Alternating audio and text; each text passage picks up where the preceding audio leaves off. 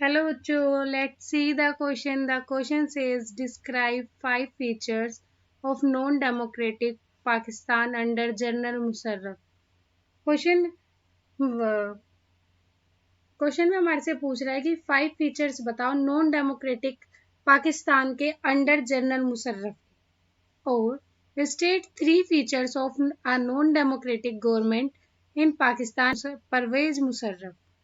Second sub question में बोल रहा है कि 3 फीचर्स बताओ नॉन डेमोक्रेटिक गवर्नमेंट के पाकिस्तान अंडर जनरल परवेज मुशर्रफ और why Pakistan under general Parvez Musharraf should not be called a democracy, explain any 5 reasons.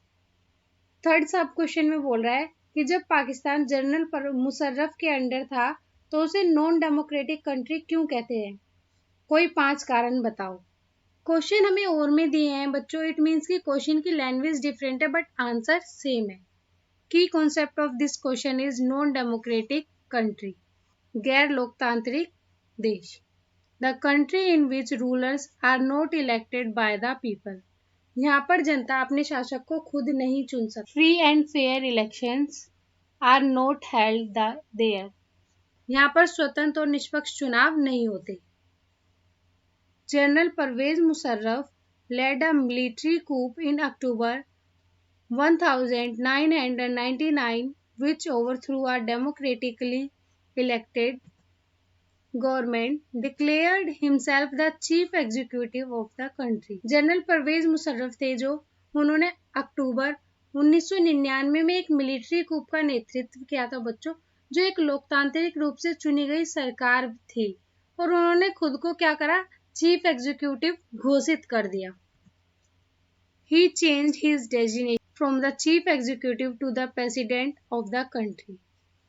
और उसके बाद उन्होंने क्या किया, अपना पद चीफ एग्जीक्यूटिव से बदलकर प्रेसिडेंट में बदल दिया। In 2002 he held a referendum in the country that guaranteed him a 5-year extension, but the referendum was based on malpractice and fraud.